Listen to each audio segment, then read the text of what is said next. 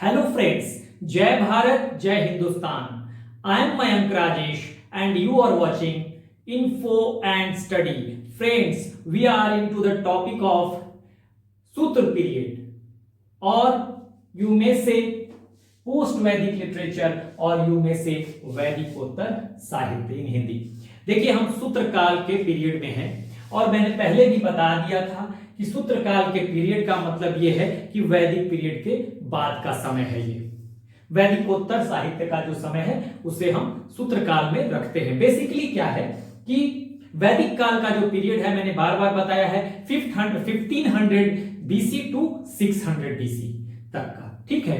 लेकिन 600 बीसी के बाद जो भी साहित्य लिखे गए उसको कहा जाएगा वैदिकोत्तर साहित्य, या उसे हम पोस्ट वैदिक लिटरेचर कहेंगे। आमतौर पर आपको मैंने पहले भी वीडियो में बताया है कि हमने जब सूत्र पीरियड का समय रखा है वो 600 टू 300 बीसी तक का रखा है, ऐसा सामान्य तौर पे है। लेकिन इसका मतलब ये नहीं है कि बाद में वैदिकोत्तर साहित्य नहीं आए, ठीक है। उसके बाद भी इवन 300 बीसी के बाद भी जो पोस्ट वैदिक लिटरेचर हैं, हाँ, वो आते रहे हैं, वो लिखे जाते रहे हैं। सबसे बड़ी बात यह है कि आपको ये नहीं समझना है कि कुछ ऐसे टेक्स्ट होंगे जैसे कई स्मृति आ जाएंगे, वो इवन ईस्वी तक में आए हैं, एडी तक में आए हैं, यानी 300 बीसी के बहुत बाद में वो आए हैं, ठीक है ना।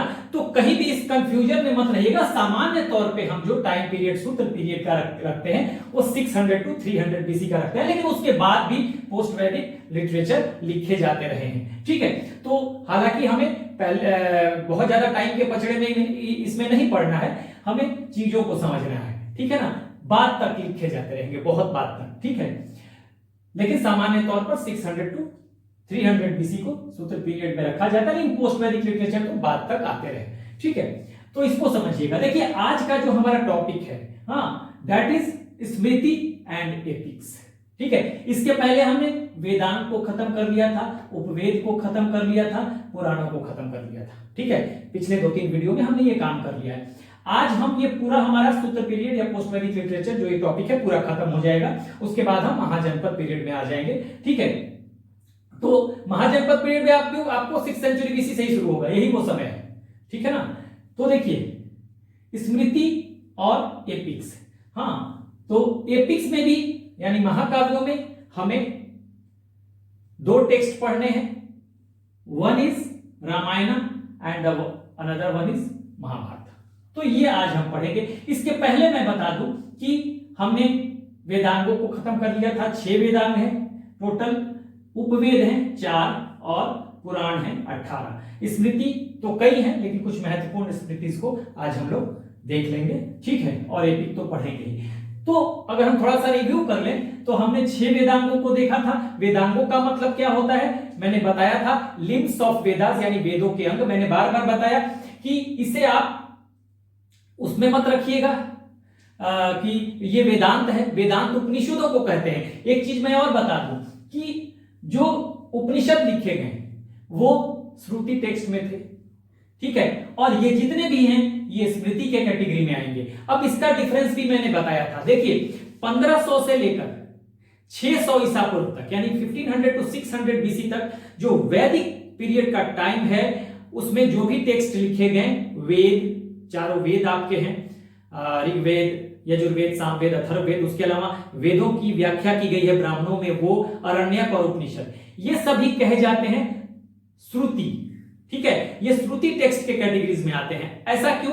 क्योंकि कहा गया कि देवताओं ने ज्ञान की बातें ऋषि मुनियों को बताई, फिर ऋषि मुनियों ने उसे अपनी अगली पीढ़ी को सुनाया, फिर उनकी अगली पीढ़ी ने अपनी अगली पीढ़ी को सुनाया। इस तरह से ये ज्ञान की जो बातें हैं, जो वेदों में, ब्राह्मणों में, अरण्यक में, उपनिषद में लिखी गई हैं, तो वो सुन सुनकर आगे बढ़ती रही, हाँ, जनरेशन टू जनरेशन। इसलिए इन्हें श्रुति कहा गया, ठीक है। और इन्हें अपौरुषेय भी कहा गया। क्यों कहा गया? इसलिए कहा गया क्योंकि अभी मैंने बताया कि किसी मानव ने इसे नहीं लिखा, किसी इंसान ने नहीं लिखा, देवताओं ने दिया ये जानकारी ऋषि मुनियों को, और फिर ये सुन सुनकर आगे बढ़ता रहा। तो इसे चूंकि मानव ने नहीं लिखा, किसी पुरुष ने नहीं लिखा, तो इन्हें अपौरुष भी कहा गया, यानी 1500 बीसी से लेकर 600 बीसी तक जो वैदिक टाइम का वैदिक पीरियड का समय है, उस समय में जितने भी टेक्स्ट लिखे गए वेद, ब्राह्मण, आरण्यक, उपनिषद, ये सभी आते हैं श्रुति की कैटेगरी में और इन्हें अपौरुषेय कहा जाता है।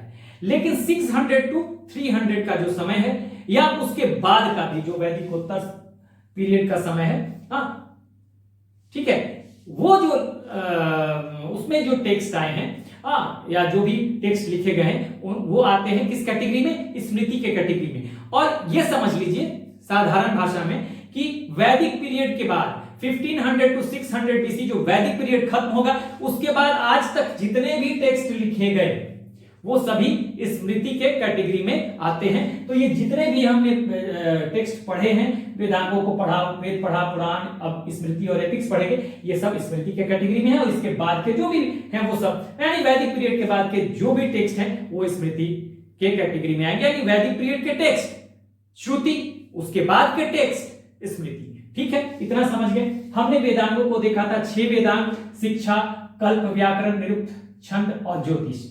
अभी मैं बता रहा था वेदांग और वेदांत को एक मत समझिएगा। वेदांत श्रुति की कैटेगरी में है और वो उपनिषदों को कहा जाता है वेदांत। उसका मतलब है एंड ऑफ वेदास, यानी कि वेदों का अंत। ये क्या है?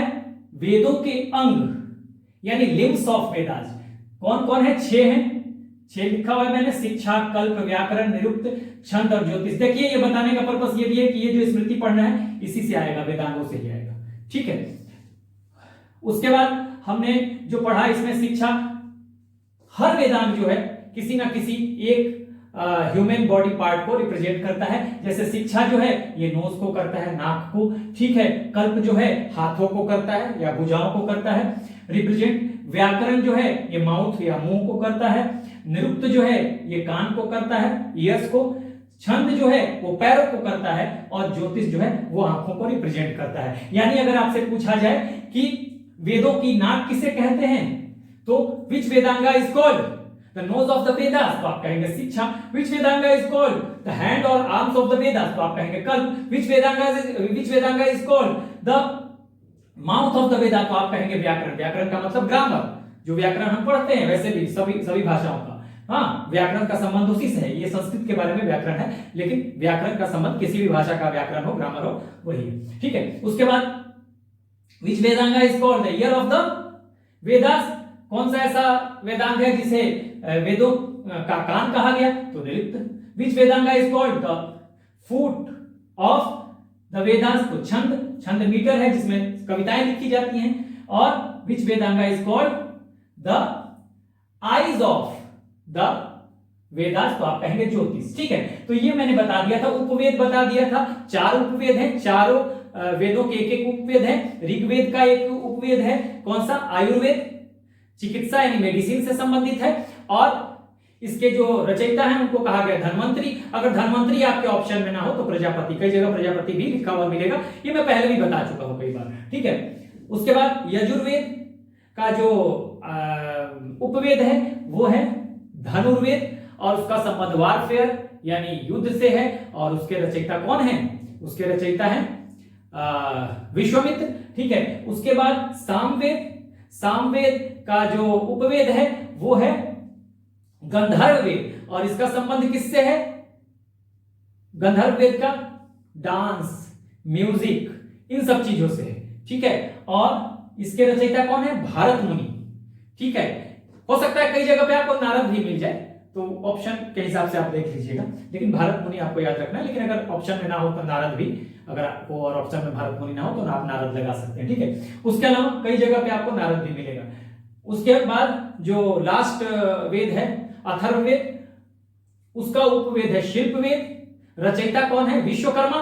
और इसमें क्या है? भवन निर्माण से, स्थापत्य से, यानी कि construction of building and architecture, इन सब चीजों से रिलेटेड है। तो ये हमने देख लिया था। पुराणों को भी हमने देख लिया था जिसमें पौराणिक कथाएं होती हैं, पुराने राजाओं की, हाँ, पुराने ऋषि मुनियों की। हाँ, ये पौराणिक कथा है, पूरा डिटेल में ये पिछले वीडियो में हमने पूरा देखा था। तो अब आ रहे हैं आज हम स्मृति पे और एपिक्स पे। तो स्मृति का देखिए, अभी जो हम स्मृति पढ़ेंगे इसका संबंध वेदांगों से है, इसलिए मैंने लिखा भी सारा। और वेदांगों में किस वेदांग से है? तो देखिए इसका संबंध कल्प से है। मैंने यहां पर लिख दिया है कल्प।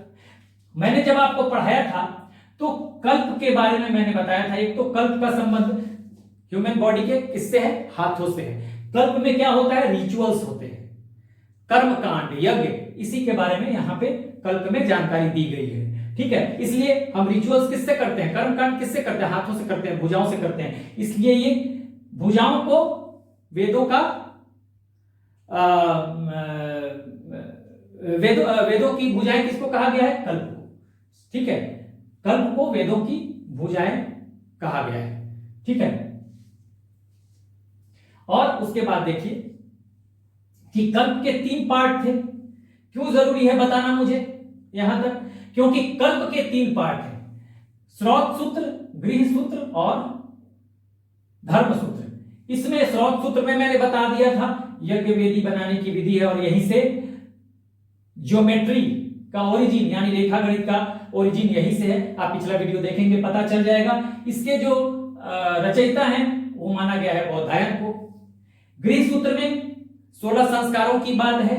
गृह सूत्र में 8 टाइप्स ऑफ मैरिजेस, 4 मैरिजेस जो हैं अप्रूव्ड हैं, शास्त्र सम्मत हैं, और 4 जो हैं शास्त्र सम्मत नहीं है। तो 8 तरह के मैरिजेस की बात है। जो शास्त्र सम्मत मैरिज हैं, हाँ, उनमें आपको अप्रूव्ड मैरिज हैं, उसमें आपको कौन कौन सा, ब्रह्म विवाह है, ठीक है, आर्ष विवाह है, प्रजापत्य विवाह है, दैव विवाह है। ये 4 तरह के मैरिजेस जो हैं वो अप्रूव्ड फॉर्म ऑफ मैरिज है यानी एक्सेप्टेबल है।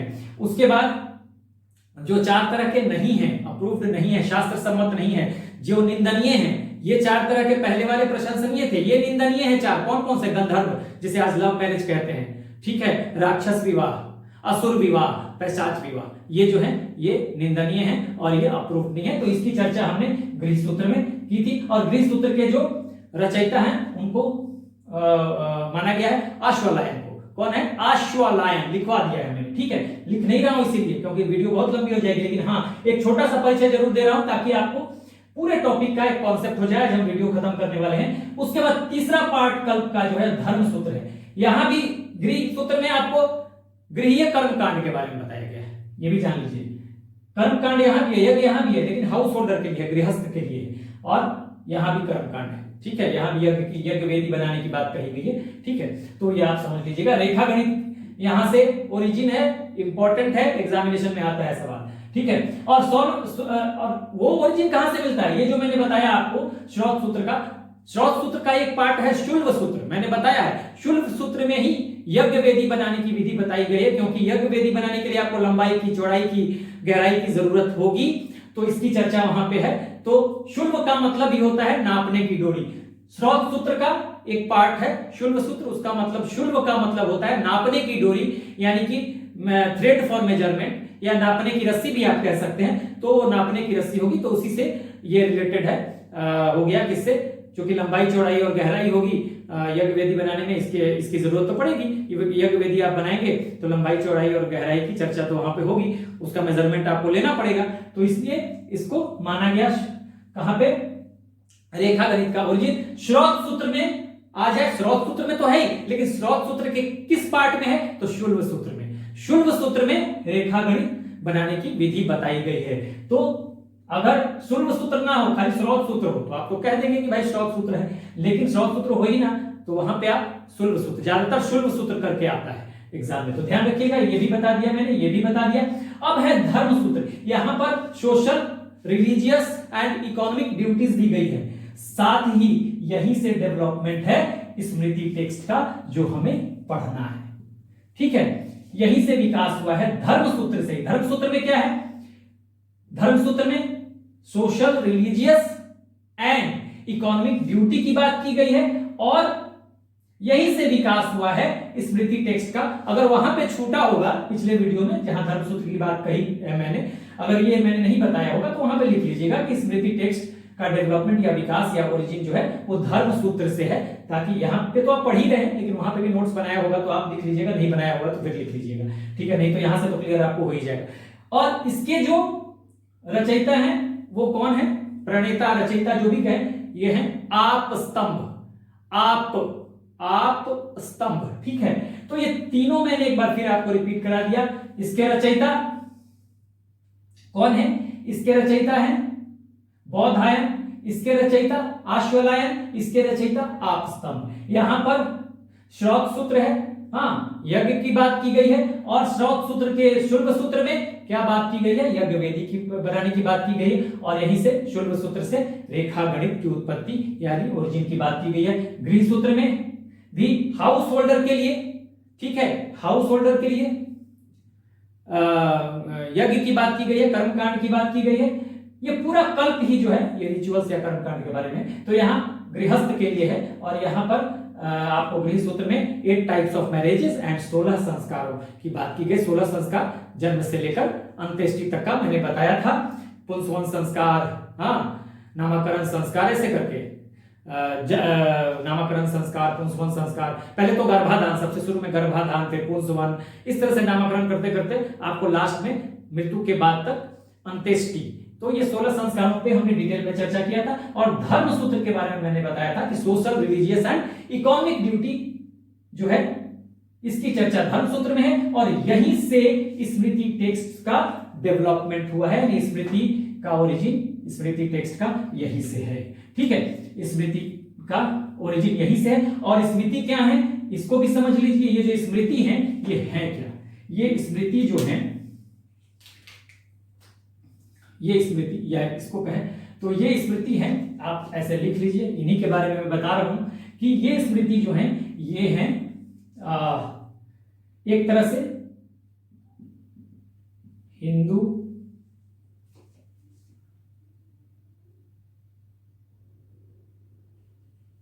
लीगल टेक्स्ट है, कानूनी नियम है, ठीक है, क्या है, हिंदू धर्म के कानूनी ग्रंथ है, लीगल टेक्स्ट है, ऐसे लिखिए, लीगल टेक्स्ट ऑफ हिंदुइज्म, ठीक है ना, हिंदुइज्म के लीगल टेक्स्ट है, यानी हिंदू धर्म के ये कानूनी ग्रंथ है, ठीक है ना, हिंदू धर्म के इसी के बारे में कहा जा रहा है, ठीक है, लीगल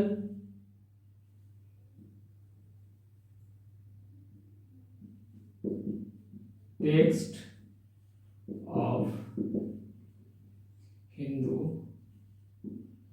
रिलीजन, ठीक है, हिंदू धर्म के कानूनी ग्रंथ स्मृति टेक्स्ट है, ठीक है। विकास कहां से हुआ, धर्म सूत्र से। तो आपको अब याद रखना है कि स्मृति टेक्स्ट क्या है, तो लीगल टेक्स्ट है हिंदुइज्म के, या आप इसको कहेंगे legal text of Hindu religion, Hindu धर्म के कानूनी ग्रंथ हैं, ठीक है।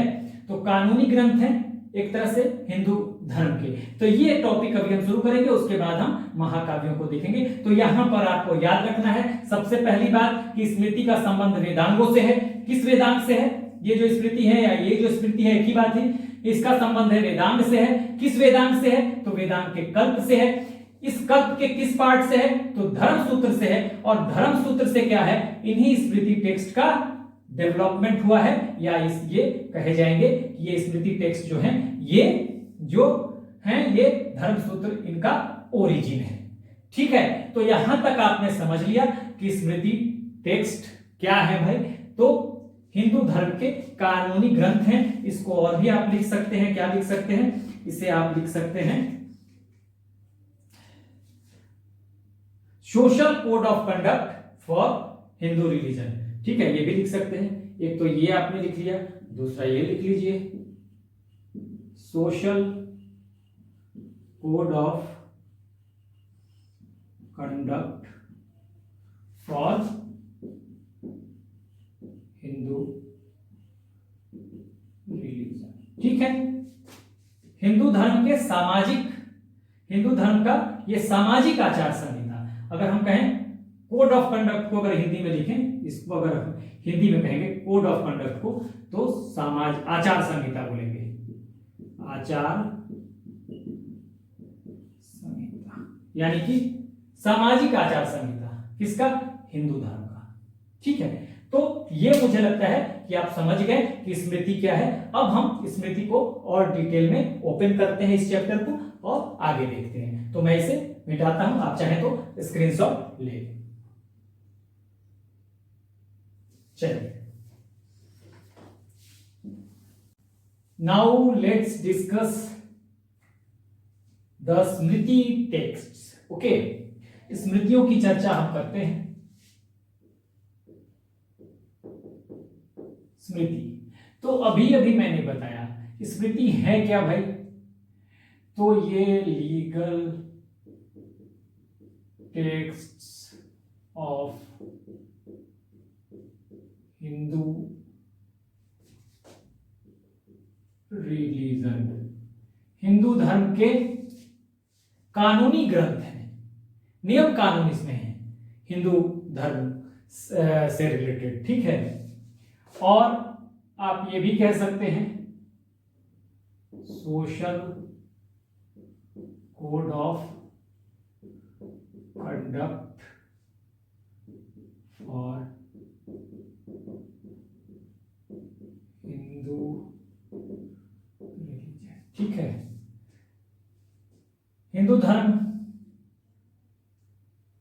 धर्म का सामाजिक आचार संहिता है, ये भी आप कह सकते हैं, ठीक है। अब अगर देखा जाए तो स्मृतियों की अगर हम बात करें तो मैंने बताया कि ओरिजिन कहां से है भाई, ओरिजिन इसका जो है, ओरिजिन अभी मैंने बता दिया था, ओरिजिन कहां से है इनका, ऐसे देखिए ये जो है इनका, ऐसे ही मैं लिख देता हूं ओरिजिन। ओरिजिन कहां से है भाई, तो ओरिजिन जो है वो है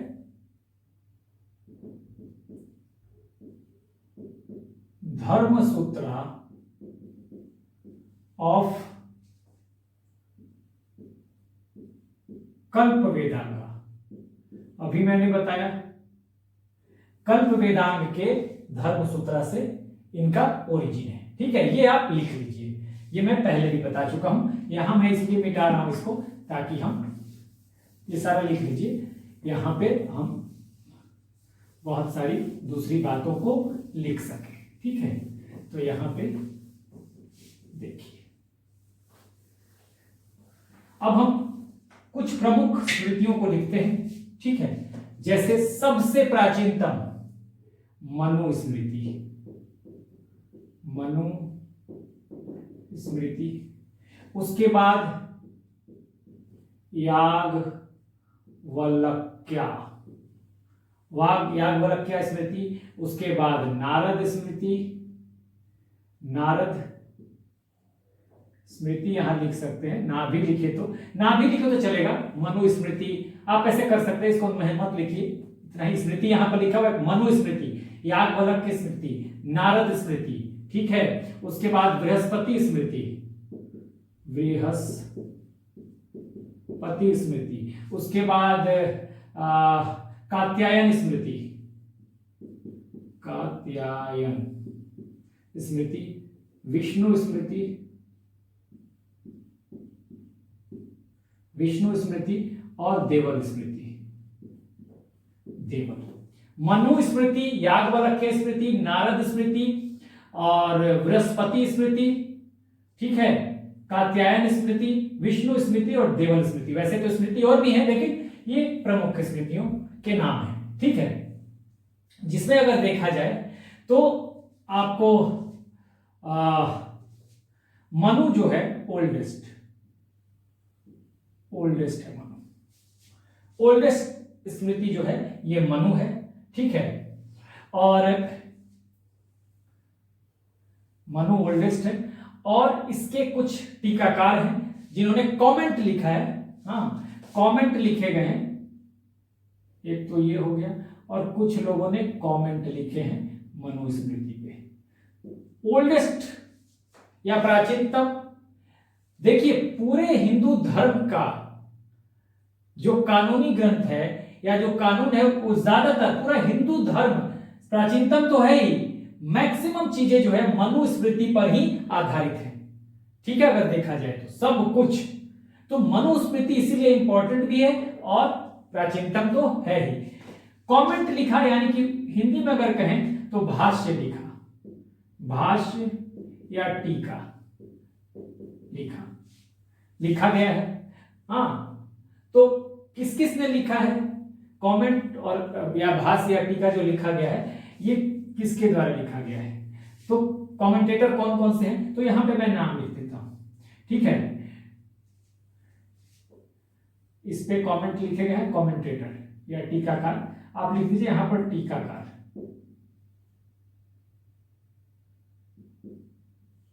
ओल्डेस्ट है, प्राचीनतम है, कमेंट लिखे गए हैं, और कमेंट ये कमेंट्री लिखने वाला कौन है, हाँ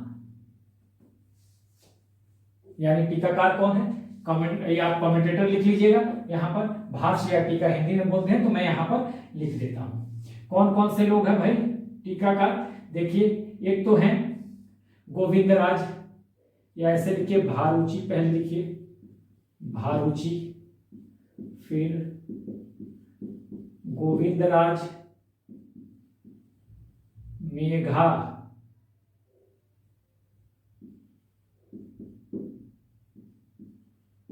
तिथि, और कुल्लूक भट्ट, कुल्लूक भट्ट। ये चार लोगों ने जो है इन्होंने कमेंट लिखा है मनुस्मृति पर, ठीक है। देखिए मनुस्मृति जो है वो महिलाओं को लेकर थोड़ा कठोर है। जैसे महिलाओं को कहते हैं कि स्त्री धर्म के अलावा कोई भी धर्म इनको मानने का अधिकार नहीं है, हाँ इनको वेद नहीं पढ़ना चाहिए, और विधवा होने के बाद, हाँ विडो होने के बाद इनका मुंडन करा दिया जाना चाहिए, ये मनुस्मृति कहता है। वैसे ही इसने मनुस्मृति में बहुत सारी चीजें दी गई हैं। वर्णों के बारे में, अलग अलग वर्णों के अलग अलग कार्यों को बताया गया है, जिसमें शूद्रों को बहुत निम्न बताया गया है, और इसका परिणाम भी बहुत सारा हुआ है। मनुस्मृति को मानकर कहा गया है कि शूद्रों को मनुस्मृति के अनुसार, लोगों ने मनुस्मृति को फॉलो करते हुए बहुत ज्यादा शूद्रों को यातनाएं दी गई हैं। तो ये सब चीजें मनुस्मृति में है। और मनु जो थे, मनु को आप कहेंगे तो एक एंशिएंट लॉ गिवर थे, एंशिएंट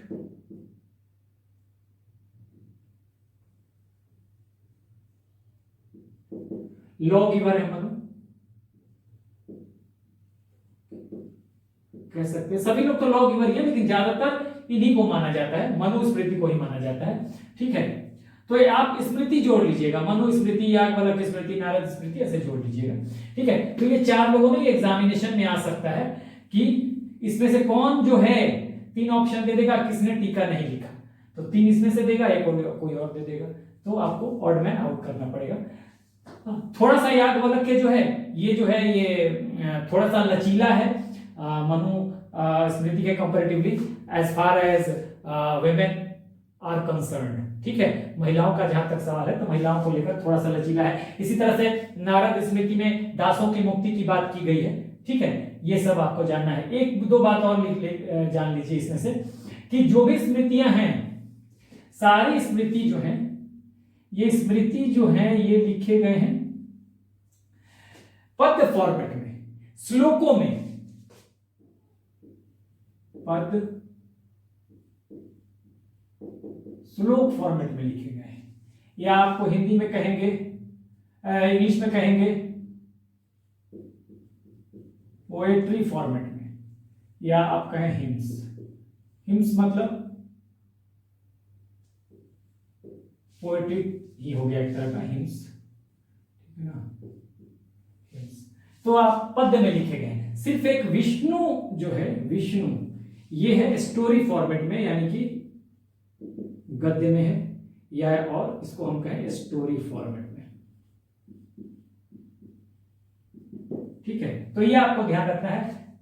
सारी स्मृतियां जो हैं वो पद्य श्लोक में लिखे गए हैं, या पोएट्री फॉर्मेट कह सकते हैं, या हिम्स कह सकते हैं, ठीक है। लेकिन विष्णु स्मृति जो है ये स्टोरी फॉर्मेट में या गद्य में लिखे गए हैं, तो लिखा गया है। तो ये आप ध्यान रखिएगा, ठीक है। इसके अलावा ये आप ध्यान रखिएगा कि ओल्डेस्ट कौन सा है, मनुस्मृति है। हाँ, इस पे कुछ लोगों ने भाष्य लिखा है या टीका लिखा है। तो टीकाकार कौन कौन से लोग हैं, भारुचि, गोविंदराज, मैं हिंदी में लिख देता हूं भारुचि, ठीक है, गोविंदराज, मेघातिथि, ठीक है,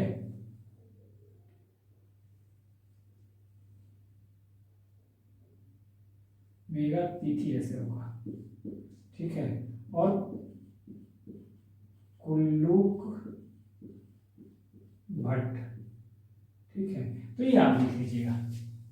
तो ये इंपॉर्टेंट बातें हैं किसके बारे में, मनुस्मृति के बारे में। तो मनुस्मृति के बारे में आपको क्या क्या ध्यान में रखना है, ओल्डेस्ट है। कुछ लोगों ने कमेंट्स लिखा, कमेंट लिखने वाले कौन कौन से लोग हैं, भारुचि हैं, गोविंदराज हैं, मेघातिथि हैं और कुल्लूक भट्ट हैं, ठीक है। ये आपको ध्यान रखना है। और मनु कौन थे भाई, तो एंशिएंट लॉगिवर थे, ठीक है। तो इसको ध्यान रखना है। स्मृति जो है पद्य में सारी स्मृतियां लिखी गई है एक्सेप्ट विष्णु स्मृति। पद्य में या श्लोक में आप पोएट्री फॉर्मेट कह सकते हैं, हिंट्स कह सकते हैं, इसमें लिखा गया है। जबकि विष्णु स्मृति जो है वो गद्य या स्टोरी फॉर्मेट में लिखा गया है। तो ये आप लिख लीजिएगा। इसे मैं थोड़ा मिटा देता हूं ताकि हमारे पास स्पेस बच जाएगा, ठीक है। चलिए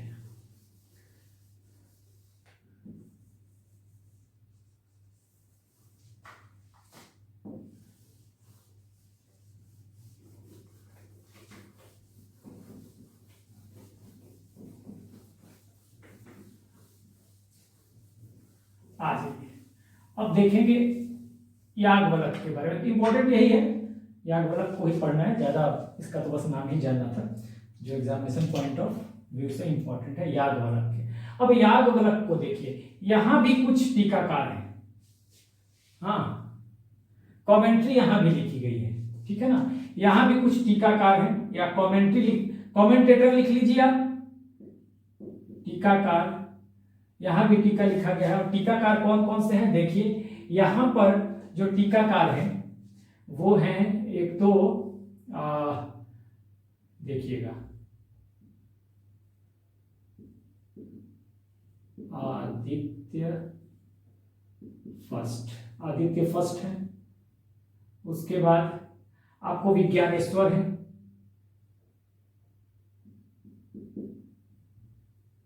आदित्य फर्स्ट ऐसे रखिएगा, आदित्य फर्स्ट।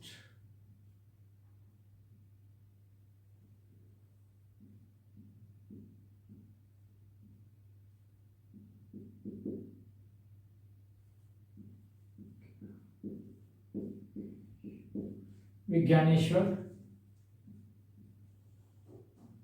और तीसरे जो हैं ये हैं विश्व, ऐसे लिखिएगा।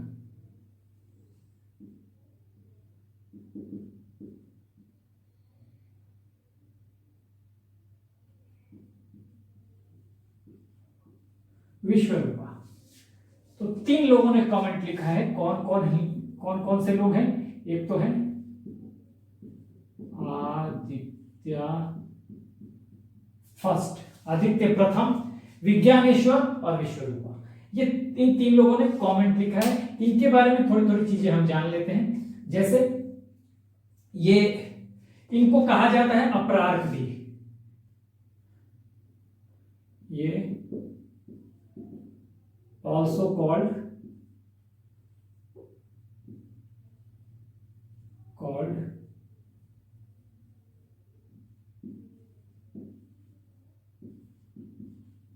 अपरार्क। अपरार्क इनको कहा जाता है, तो इनका दूसरा नाम अपरार्क हो गया, ठीक है। और ये केरल के शिलाहार डायनेस्टी के राजा थे। ये थे कौन अपरार्क, ये थे किंग थे किस डायनेस्टी के, तो ये थे आपको शिलाहार डायनेस्टी केरला, ठीक है, शिलाहार डायनेस्टी केरला, ठीक है। ये आपको ध्यान देना है। जो याज्ञवल्क्य स्मृति पे लिखा गया है टीका, तो इसके कमेंटेटर कौन कौन से हैं, कौन कौन से लोग हैं, कमेंट्री लिखने वाले कौन कौन से हैं, तो एक है आदित्य फर्स्ट, ठीक है, आदित्य फर्स्ट, जिनको क्या कहा गया है, जिनको अपरार्क भी कहा जाता है, अपरार्क, ध्यान रखिएगा, अपरार्क। और ये राजा थे कहाँ के, शिलाहार डायनेस्टी केरला के, ये केरला के शिलाहार डायनेस्टी के राजा थे। तो ये आपको ध्यान रखना है। उसके बाद विज्ञानेश्वर, यहां पर आइए विज्ञानेश्वर को देखते हैं। विज्ञानेश्वर, विज्ञानेश्वर जो है ये आपको, ये जो थे ये कहां रहते थे, हाँ ये रहते थे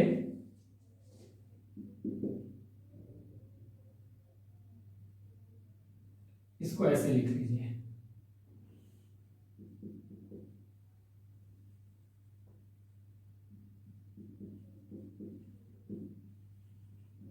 इन द कोर्ट ऑफ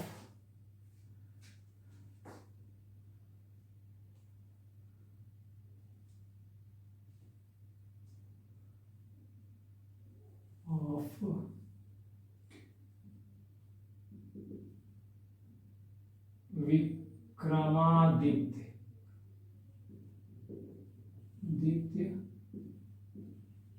खस्ट। और विक्रमादित्य खस्ट जो थे ये किस डायनेस्टी के थे, ये चालुक्य डायनेस्टी के थे। ठीक है, कल्याणी के चालुक्य, यहां लिखिएगा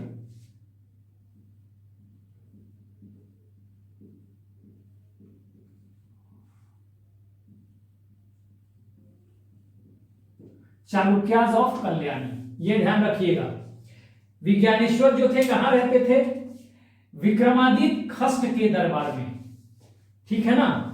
और विक्रमादित्य कौन थे, कल्याणी के चालुक्य वंश के थे ये। हाँ, कल्याणी के चालुक्य, तीन तरह के चालुक्य थे, आगे आप पढ़ेंगे। तो एक कल्याणी के चालुक्य भी इसमें थे। तो कल्याणी के चालुक्य वंश के थे विक्रमादित्य, एक राजा थे, और विक्रमादित्य खस्ट, और उन्हीं के दरबार में रहते थे कौन, विज्ञानेश्वर। और इन्होंने क्या लिखा, एक बुक लिखा, ठीक है, इन्होंने एक बुक लिखा। कौन सा book, Mitakshara,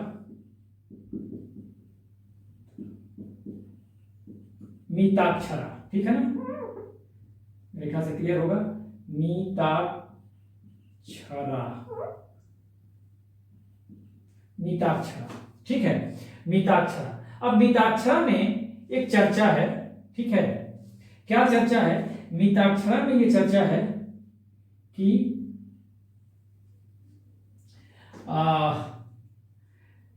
division of property,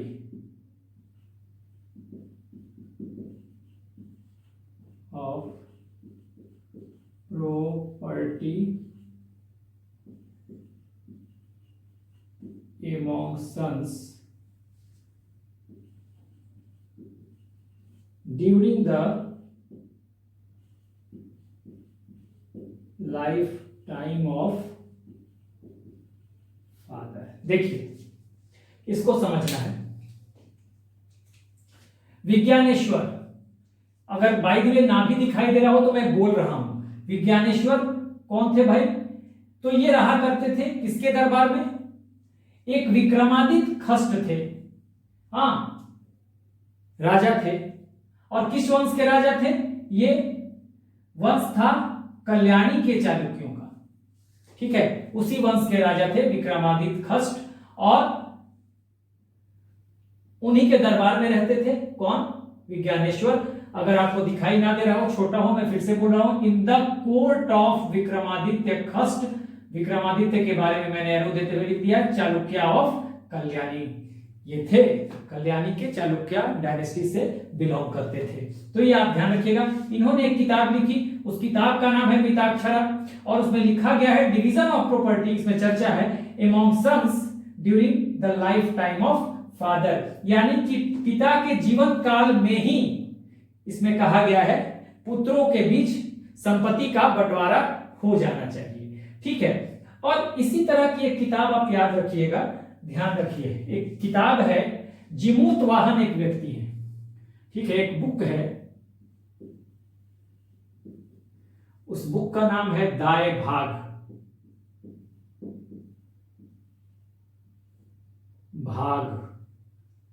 ठीक है, दाएं भाग। और दाएं भाग के जो राइटर हैं उनका नाम क्या है भाई? जीमूत वाहन। ये बुक किसकी है? दाएं भाग के राइटर जो हैं, ये राइटर हैं जीमूत वाहन। चलिए मैं इसको हिंदी में भी लिख देता हूं, ठीक है। जीमूत वाहन।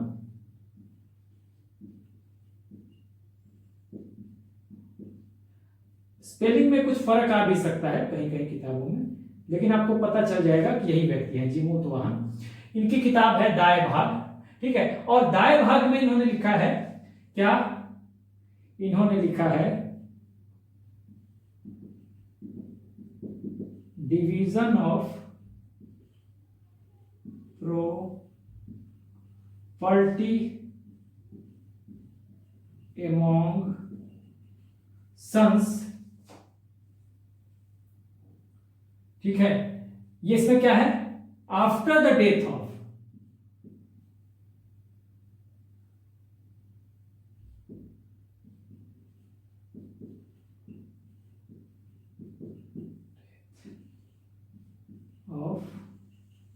फादर, यानी कि पिता की मृत्यु के बाद पुत्रों के बीच संपत्ति का बंटवारा होना चाहिए। पिता की मृत्यु के बाद पुत्रों के बीच संपत्ति का बंटवारा होना चाहिए। तो देखिए यहां पर बिल्कुल अपोजिट बात कही गई है। जो बात मिताक्षरा में है, मिताक्षरा में क्या कहा गया है कि संपत्ति का बंटवारा जो है वो पिता के जीवन काल में ही हो जाना चाहिए, पुत्रों के बीच जो बंटवारा होना है संपत्ति का। लेकिन दाएं भाग में कहा गया है कि नहीं, पिता की मृत्यु के बाद होना चाहिए बंटवारा। ये आपको ध्यान देना है। बुक कौन सा है? दाएं भाग। तो ये आपको दोनों चीजें ध्यान देनी है। पहली बात कि कौन सी ऐसी किताब है, ठीक है, जिसमें यह कहा गया है कि जो डिवीजन ऑफ प्रॉपर्टी है should be during the life time of father, division of property among sons should be during the life time of father, पिता के जीवन काल में ही पुत्रों के बीच संपत्ति का बंटवारा हो जाना चाहिए। किसमें कहा गया है? तो मिताक्षरा में कहा गया है। और मिताक्षरा के राइटर कौन है? विज्ञानेश्वर है। विज्ञानेश्वर कौन थे भाई? एक राइटर थे जो कि रहते थे कहां पे? इन द कोर्ट ऑफ विक्रमादित्य खस्ट। और विक्रमादित्य कौन थे भाई? एक राजा थे। किस वंश के थे? ये कल्याणी के चालुक्य डायनेस्टी से थे ये, ठीक है, चालुक्याज ऑफ कल्याणी। तो ये आपको ध्यान रखना है। और ठीक इसके अपोजिट बात मिताक्षरा में के अपोजिट बात कहां कही गई है? तो दाएं भाग में कही गई है। दाएं भाग। ये किताब के इस किताब के राइटर कौन है? तो जीमूत वाहन, ठीक है। ठीक अपोजिट बात कही गई है। क्या बात कही गई है? Division of property among sons after the death of father. यह बात कही गई है कि पिता की मृत्यु के बाद ही पुत्रों के बीच संपत्ति का बंटवारा होना चाहिए।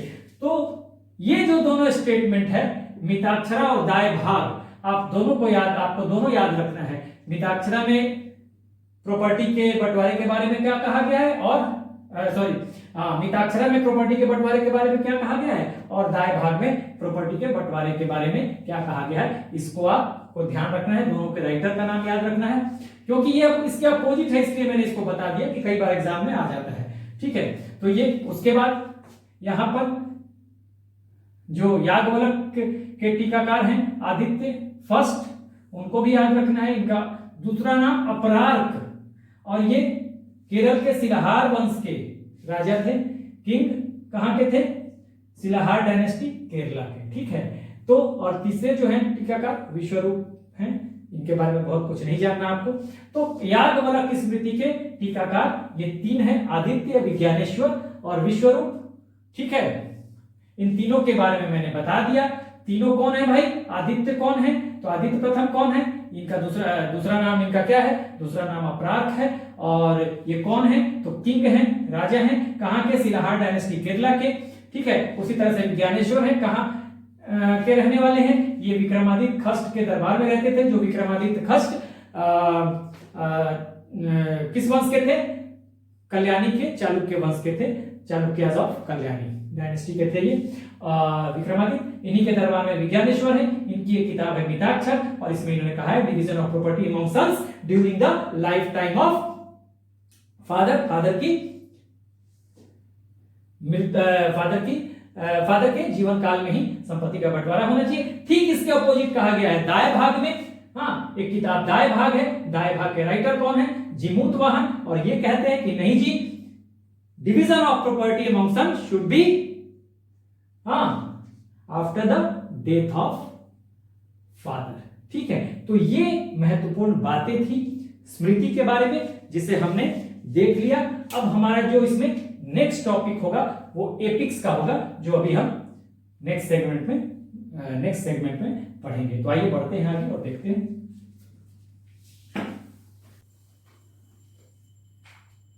So now we'll discuss about the two epics, two Mahakavyas, Ramayana. One is Ramayana and the another one is Mahabharata. तो इस पे हम डिस्कस करते हैं। देखिए महाकाव्य जो है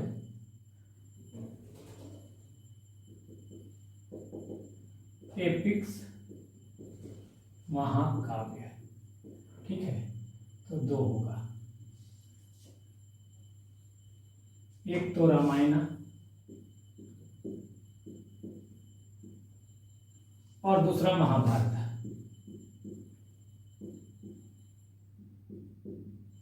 ठीक है, तो अब यहां से हम डिस्कस करते हैं।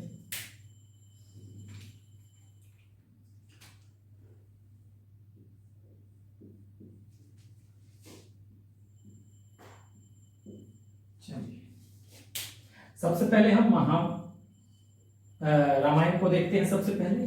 ठीक है, तो रामायण देखिए जो राइटर हैं कौन है,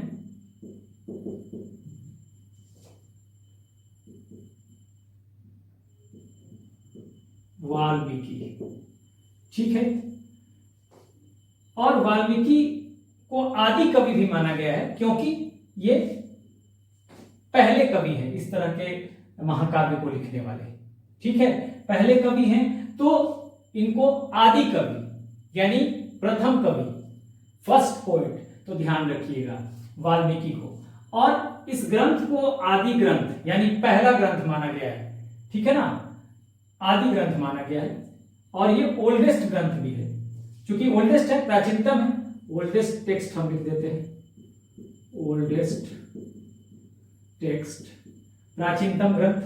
ठीक है, ये है। अब ध्यान रखिएगा कि वाल्मीकि रामायण अलग है, रामायण वाल्मीकि ने लिखा है। कंफ्यूज मत होइएगा रामचरितमानस के साथ, रामचरितमानस को लिखा है तुलसीदास ने। ठीक है ना, तो यहां पे आपको ध्यान देना है।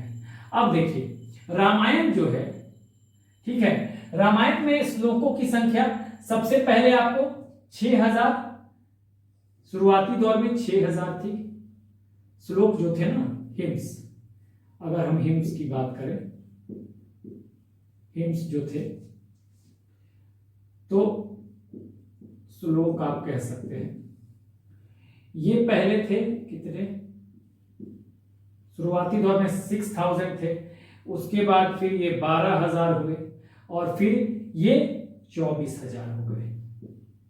ठीक है, तो रामायण को का एक और नाम है, एक और नाम है, इस नाम को आप लिख लीजिए। रामायण को हम और क्या कहते हैं, रामायण को कहते हैं, आप याद रखिए, चतुर्विंशति सहस्ती संहिता। ठीक है, इसको मैं हिंदी में ही लिखता हूं, आप अपने हिसाब से उसी तरह से अंग्रेजी में लिख लीजिएगा। कहीं मैं अंग्रेजी में लिख दूंगा तो आप कहीं कंफ्यूज ना हो जाए, मैं इसलिए चतुर्विंशति,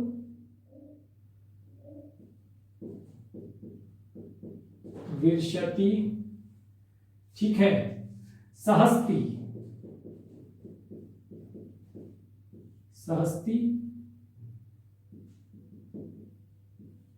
संहिता, तो कुछ भी आ जाए कि चतुर्विंशति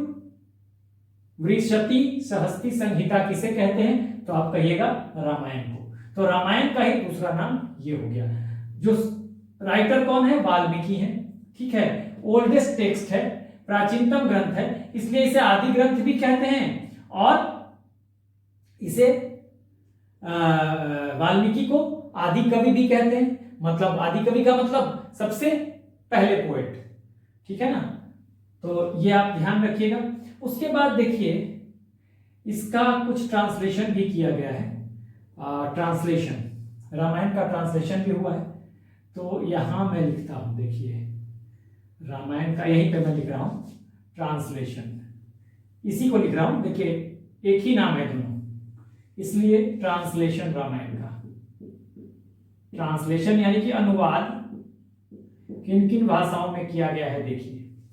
तो अनुवाद किया गया है, एक तो किया गया है तमिल में। ठीक है, तमिल में, तमिल में। ठीक है, और किया किसने है? किया है कंबन ऋषि ने। ट्रांसलेटर जो है यहां पर तमिल में किया है किसने? कंबन ऋषि। और कंबन ऋषि जो थे, हाँ, ये कहां रहते थे? ये राजा कोलोतुंग थर्ड थे, उन्हीं के कोर्ट में रहा करते थे। ये जो रहा करते थे, ये रहा करते थे कोलोतुंग थर्ड, एक किंग थे, उन्हीं के दरबार में कंबन ऋषि रहा करते थे। और इन्होंने जो ट्रांसलेशन किया, इन्होंने किया तो उसका नाम क्या है उस रामायण का? रामायणम या रामावतारम। कंबन ऋषि ने जो किया वो नाम है रामायणम और रामावतारम। ठीक है, ध्यान रखिए। तमिल में किसने ट्रांसलेशन किया? कंबन ऋषि ने। कंबन ऋषि कहां रहते थे? कोलोतुंग थर्ड एक राजा थे, उनके दरबार में रहते थे। हाँ, और नाम क्या है उस रामायण का जिसका इन्होंने ट्रांसलेशन किया है कंबन ऋषि ने, यानी अनुवाद किया है? तो उसको रामायणम कहते हैं या रामावतारम कहते हैं। ठीक है, तो ये आपको ध्यान रखना है। उसके बाद एक दूसरे व्यक्ति हैं, हाँ, दूसरे व्यक्ति हैं कृत्तिवास। ठीक है, तो कृत्तिवास इन्होंने किया है बांग्ला में, यानी कि बांग्ला में हुआ है। और बांग्ला में किसने किया है? कृत्तिवास ने।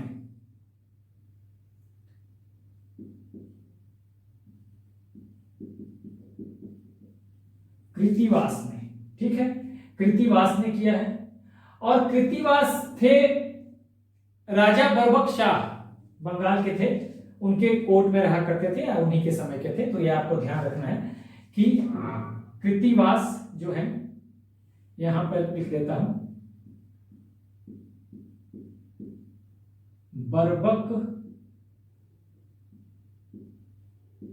बर्बक शाह, मैंने लिख दिया बर्बक शाह के दरबार में थे कृत्तिवास। और इसको कहा जाता है, जो इन्होंने लिखा, जो अनुवाद किया, हाँ,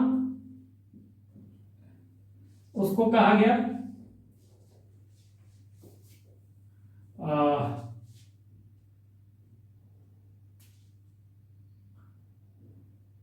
बंगाल का बाइबिल या पंचवेद। ठीक है,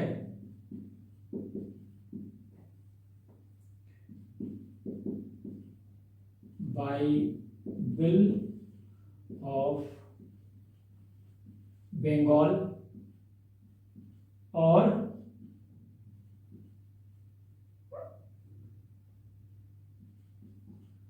पंचवेद, यानी कि पांचवा वेद उसमें कहा गया। ठीक है,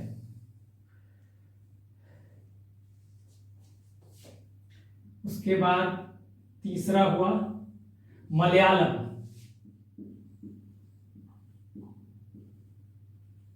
मलयालम, और मलयालम में ट्रांसलेशन किया, अनुवाद किया किसने?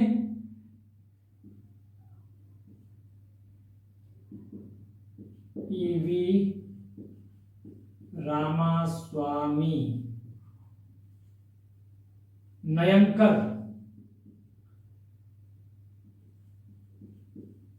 पूरा नाम ईवी रामास्वामी नयनकर, या इन्हीं को पेरियार भी कहा जाता था, और इनको कहिएगा पेरियार। पेरियार एक ही व्यक्ति हैं, ईवी रामास्वामी नयनकर या पेरियार एक ही व्यक्ति हैं, और इन्होंने जो ट्रांसलेशन किया उसका नाम है सच्ची रामायण। ठीक है ना,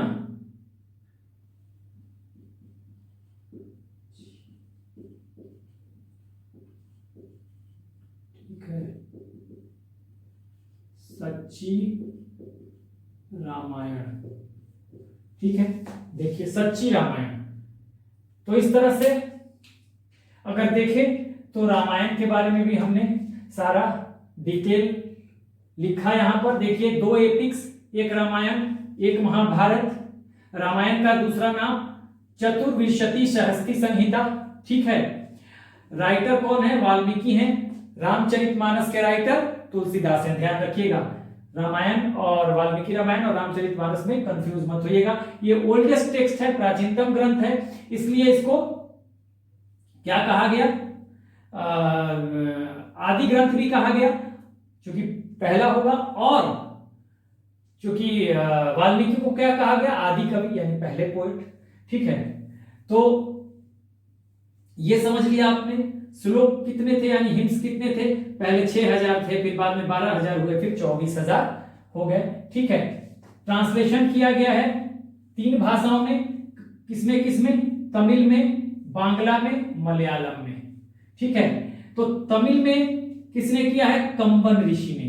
और कंबन ऋषि कहां रहते थे?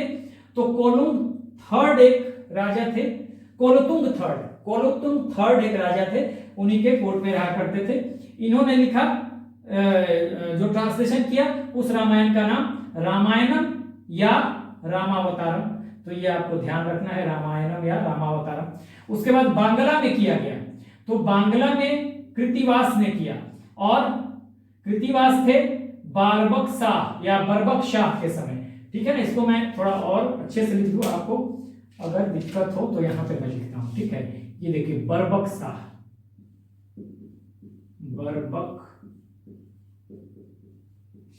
यही है बरबक शाह। हाँ, शासन इन्हीं का था। ठीक है, तो कृतिवास जो लिखा, इसको बाइबिल ऑफ बंगाल कहा गया, बंगाल का बाइबिल या पंचवेदा। ठीक है, ये ध्यान रखिएगा, पंचवेद आपको ध्यान रखना है, पंचवेद।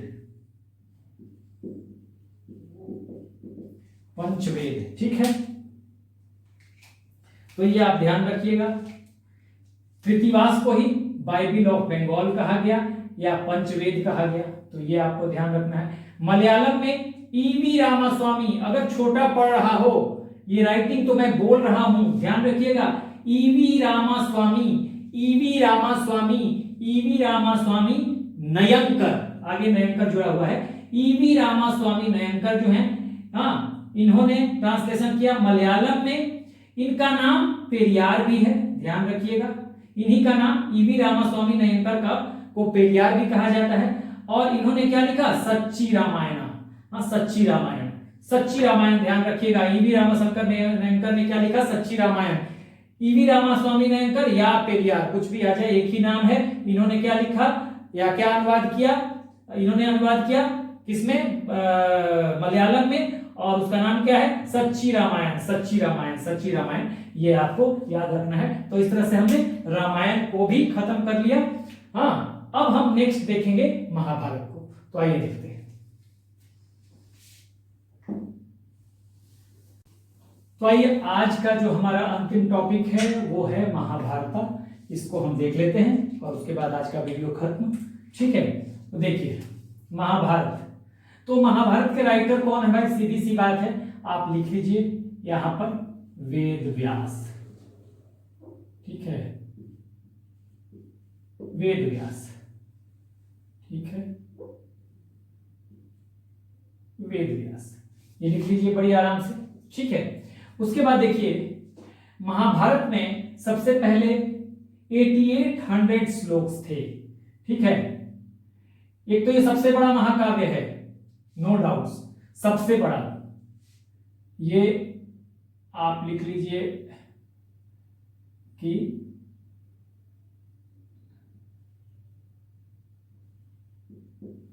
लार्जेस्ट एपिक, यानी कि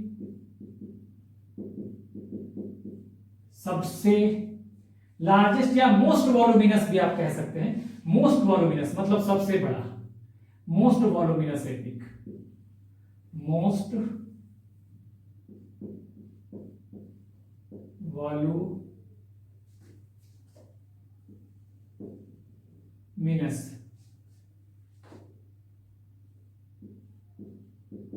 एपिक, सबसे बड़ा महाकाव्य। ठीक है, महाभारत।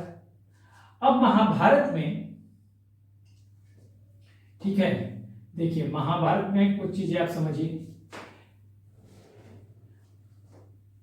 सबसे पहले 8800 हिम्स थे, हिम्स जो थे, या आप इसको श्लोक कह लीजिए। ठीक है, तो सबसे पहले ये 8800 थे। उस समय इसको कहा जाता था, जब 8800 थे, जय संहिता।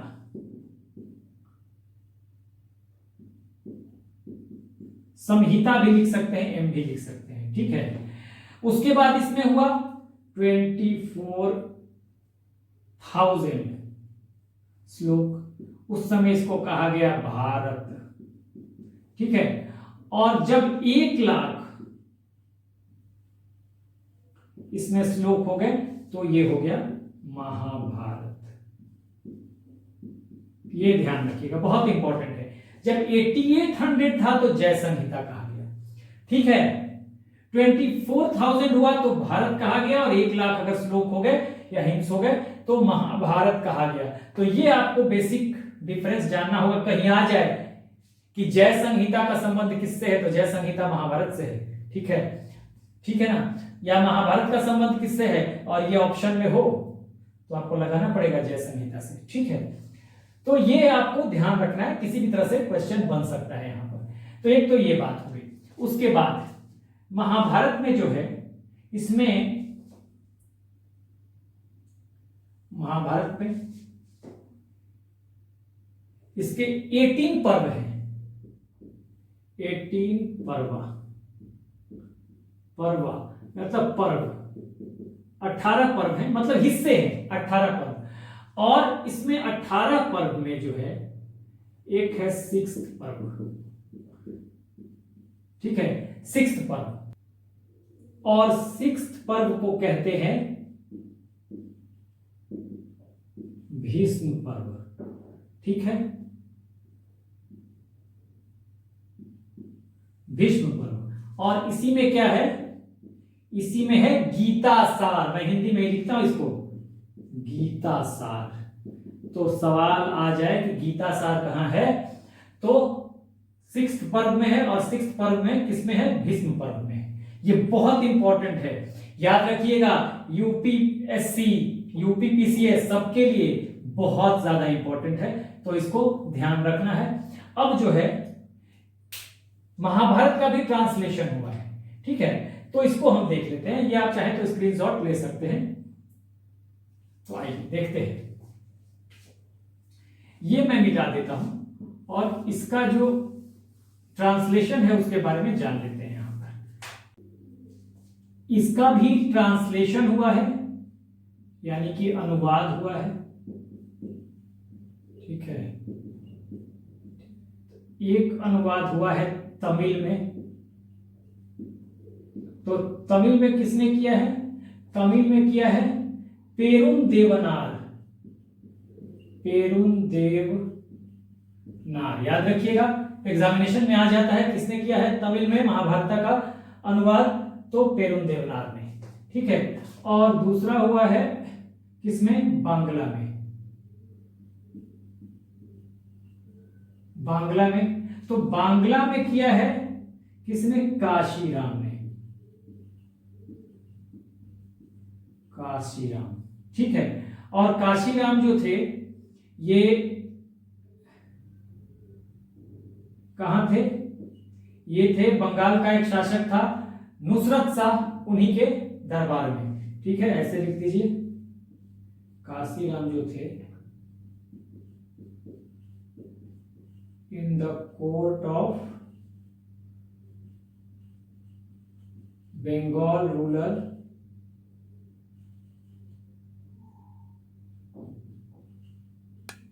नुसरत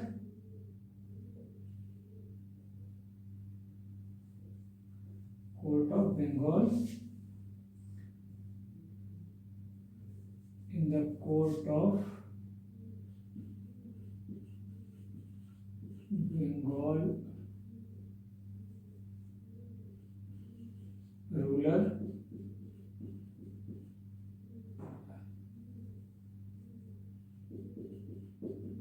नुसरत शाह।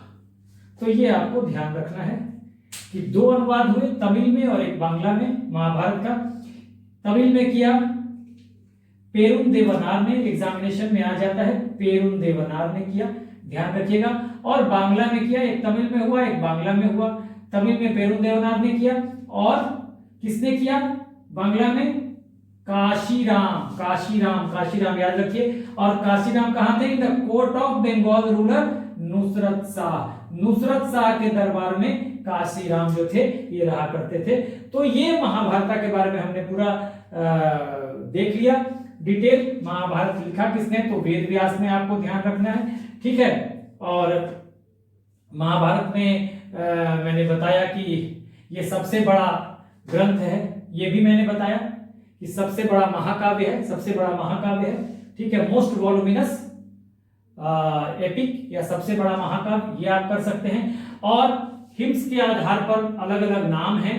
जब 8800 थे, 8800 हिम्स थे, तो इसको जय संहिता कहा गया, ध्यान रखिएगा।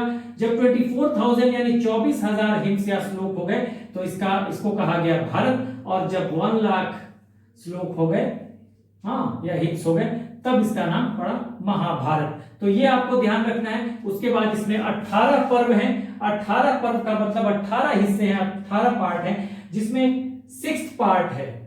ठीक है, छठा पार्ट जिसको 6th पर्व कहते हैं, पर्व का मतलब पार्ट, और इसी को 6th पर्व को कहते हैं भीष्म पर्व। तो ये एग्जामिनेशन में 2 सवाल बनते हैं कि 6th पर्व को क्या कहते हैं? तो भीष्म पर्व कहते हैं। और भीष्म पर्व में क्या इंपॉर्टेंट है? तो भीष्म पर्व में दिया हुआ है गीता सार। ठीक है, गीता सार कहां पे है? भीष्म पर्व में है। और किस पर्व को कहते हैं भीष्म पर्व? 6th पर्व को, यानी छठे पर्व को कहते हैं भीष्म पर्व। और टोटल 18 पर्व यानी कि 18 हिस्से हैं। So this is the end of the video. In the next video we will discuss about the Mahajanpada. So that's all. Take care. All the best.